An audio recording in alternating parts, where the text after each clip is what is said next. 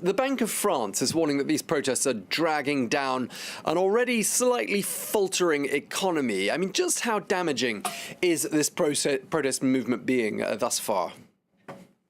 Yeah, I mean, to be honest, it's hugely damaging. The time of year that we're talking about, the season that we're currently in, for many retailers and many businesses will be the time of year when they make the bulk of their revenue. Many retail outlets, like those that are boarded up today on the Champs-Elysees, this would be one of the busiest Saturdays of the year and one of the real kind of money spinners that would ensure their survival for the rest of the year. And that we're talking about the retail sector, but also we could talk about tourism, transport, and also the more diffuse sense of the image of France as a secure place to book a holiday. I mean, this is huge. France relies massively on tourism. It's one of the most visited countries in the world.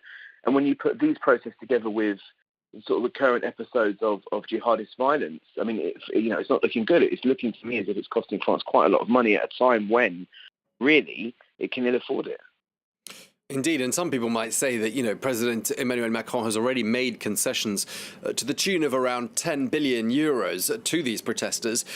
Some might ask, why are they still so angry? I just want to ask you, I mean, are those concessions, in your view, going to make any sort of meaningful difference, do you think? Well, I think, to be honest, they have, because we can see that, what Mélenchon was calling for, an escalation into this weekend's Act 5 of the sort of Gilets jaunes crisis, it hasn't materialised. We can see that the numbers have massively dropped. However, there's still going to be a significant chunk of these protesters, a little bit like the sort of Brexiteers in the UK or those that support Trump in the US, who will not be content with any concessions. Their issue is one with the idea of a sort of elite establishment that's out of touch. For them, the entire sort of social and political system needs to be swept aside in a much more profound way to make them happy. Luckily, as with the UK and the US, in France, these voices are very much part of the minority, but are still going to remain sort of a troublesome feature of minor strikes and blockades, I think, across the country. Just lastly, I mean, I want to talk to you a little bit about cost of living, which is a major gripe amongst the protesters who are taking to the streets. I mean, people have always said Paris is expensive, and then ever since the introduction of the euro, right across the eurozone, there have been some countries that say that they did rather badly out of the conversion from, in France's case, francs to euros, and that's made, passed a huge cost on to consumers. I mean, how justified is that anger at the cost of living, and has it got worse or markedly more pronounced, do you think, in recent months and years?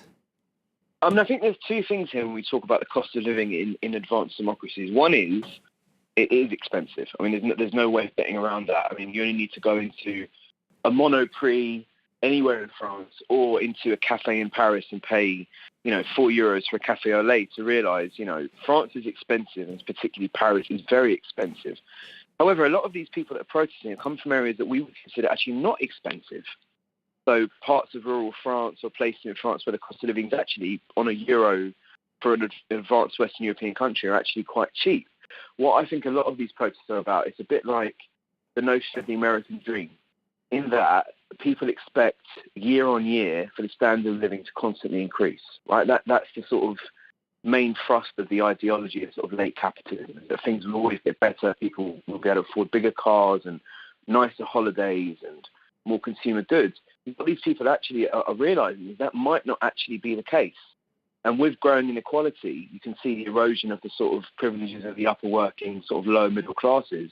But people's standard of living, they're not starving per se, but their standard of living are not meeting expectations. Their disposable income is not meeting the expectations that they sort of expect. The problem with that is, we've got two questions. One is, can the government address that? And B, should a government seek to address that? Right? I mean, it very much depends on your ideological persuasion, but one could put across an argument that these kinds of less sort of life and death issues aren't really one for a government to address. Okay.